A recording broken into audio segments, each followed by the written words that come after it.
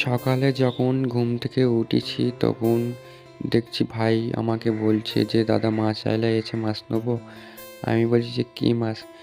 ভাই বলছে যে ভোলা মাছ। আমি বলছি যে ছোট না কি বড়? বলছে ছোট। আমি বলছি বাছতে পারবো? বলছে নেবো।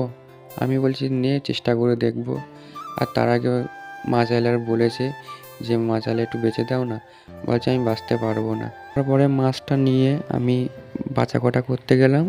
আর তার আগে ভাইকে বললাম যে তুই ভাতটা তাহলে বসিয়ে দে, আমি মাছটা বেছে আসি।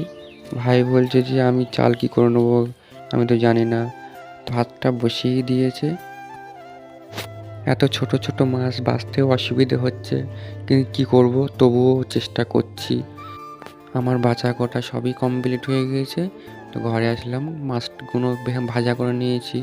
তো নেওয়ার পরে যে ভাবছি যে কী করব, মাছের কি ঝোল করব আলু দিয়ে, কিন্তু আলু ছাড়া তো কিছুই নেই ঘরে। তো ভাবলাম যে মাছের কালিয়া করি সুন্দর করে। তো একটু বেশি করে একটু পেঁয়াজ কুচিয়ে নিচ্ছি। আবার মনে হচ্ছে যে আমি মাছের কালিয়া আমি পারবো, আমি তো এর আগে কোনোদিন তো করিও নি। তো চেষ্টা আমি করে যাচ্ছি। পেঁয়াজটা একটু বেশি করে কুচিয়ে নেওয়ার পরে তারপরে একটু পেঁয়াজ কাটতে গিয়ে একটু হাতে লেগেছিলো, দেখো।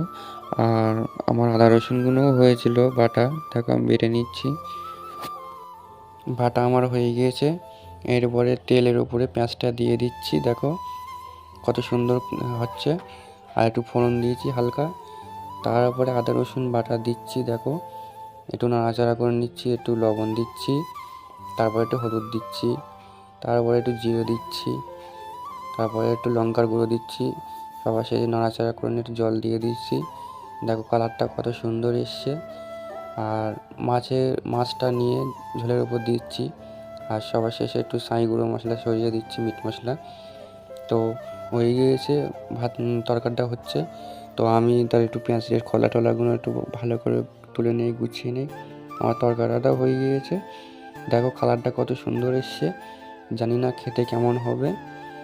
দেখো কত সুন্দর লাগছে। আর আমি ভাতের সাথে খেয়ে দেখবো যে কেমন হয়েছে। তো আমি একটু ঝোল দিচ্ছি আর গালায় নিয়ে খেয়ে দেখছি যে না সত্যি খুবই সুন্দর হয়েছে, ভালোই হয়েছে।